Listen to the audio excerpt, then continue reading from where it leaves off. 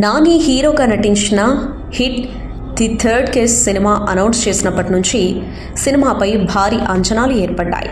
అంతకుముందు ఇదే సిరీస్లో వచ్చిన 2 సినిమాలు సూపర్ హిట్ కావడంతో పాటు నాని జడ్జింగ్ కెపాసిటీపై ప్రేక్షకులలో ఏర్పడిన నమ్మకం కారణంగా ఈ సినిమా ఎలా ఉంటుందో అని అందరిలోనూ ఒక రకమైన ఆసక్తి ఏర్పడింది.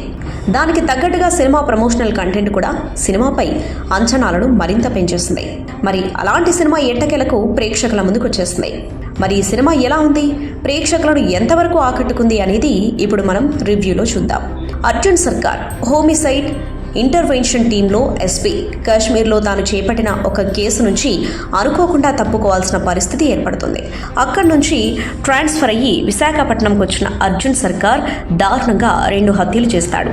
అయితే ఒక పోలీస్ అధికారి ఇలా కిరాతకంగా హత్యలు ఎందుకు చేయాల్సి వచ్చింది, అర్జున్ సర్కార్ చేసిన హత్యల వల్ల ఏం జరిగింది, ఇలాంటి విషయాలు తెలియాలంటే సినిమాను బిగ్ స్క్రీన్పై చూడాల్సిందే.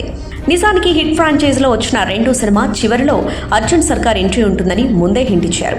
ఈ పార్ట్ కూడా దాదాపు అక్కడి నుంచే మొదలవుతుంది. అర్జున్ సర్కార్ జైలుకి వెళ్ళడం, అక్కడ ఒక ఖైదీకి తన కథ చెప్పడం మొదలు పెట్టడంతో సినిమా మొదలవుతుంది. అక్కడి నుంచి ఎక్కడా గ్యాప్ లేకుండా కథనం ఎస్టాబ్లిష్ చేసే ప్రయత్నం చేశాడు దర్శకుడు. గ్యాప్ లేకుండా చూసుకున్నాడు. కానీ ఎందుకో సినిమా మొదలైనప్పటి నుంచి ఫస్ట్ హాఫ్ కొంత సాగదీస్తున్న ఫీలింగ్ కలగడం సహజం.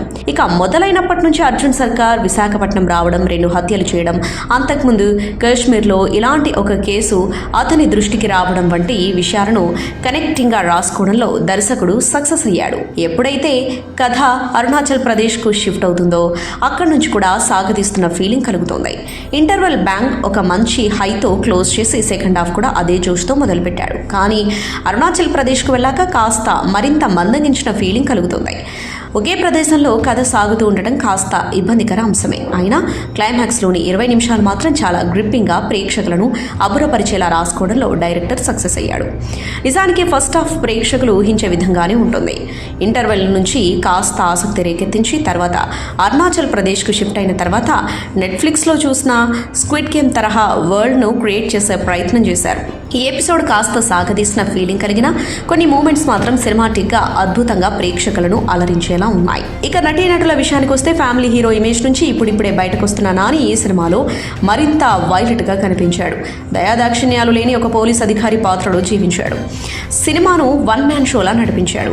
ఇక హీరోయిన్ శ్రీనిధి శెట్టి కొద్దిసేపు కనిపించినా ఆకట్టుకుంది. ఆమె చేత కూడా ఫైట్స్ చేయించారు. ఇక కోమలి ప్రసాద్, చైతు జొన్నలగడ్డ, రావు రమేష్ వంటి వారు తమ పాత్రల పరిధి మేరకు ఆసక్తికరంగా నటించారు. చివర్లో ఎంట్రీ ఇచ్చిన అడవిశేష్ థియేటర్లలో కేకలు పెట్టించాడు. ఇక కార్తీక్ కూడా తర్వాతి భాగానికి హీరోగా ఉండబోతున్నట్లు హింట్ ఇచ్చారు. ఇక టెక్నికల్ విషయానికి వస్తే నాని ఈ సినిమా సంగీతం మీద పెట్టుకున్న నమ్మకాలు వమ్మయ్యాయని చెప్పాలి. మెలోడీకి ఫేమస్ అయిన మికీ జే మేయర్ చేత ఇలాంటి థ్రిల్లర్ సినిమాకు సంగీతం చేయించడం సాహసమే. కానీ ఆ సాహసం ఫలించలేదు. బ్యాక్గ్రౌండ్ స్కోర్ అంతగా ఆకట్టుకోలేదు. సరికదా పాటలు స్పీడ్ బ్రేకర్లా అనిపిస్తాయి. ఆర్ట్ డిపార్ట్మెంట్ పనితీరు చాలా సన్నివేశాల్లో కనిపించింది. రక్తం ఎన్ని ట్యాంకర్లు వాడారో చెప్పలేం. ఫైనల్గా hit third case Nani mark blood bath with engaging moments.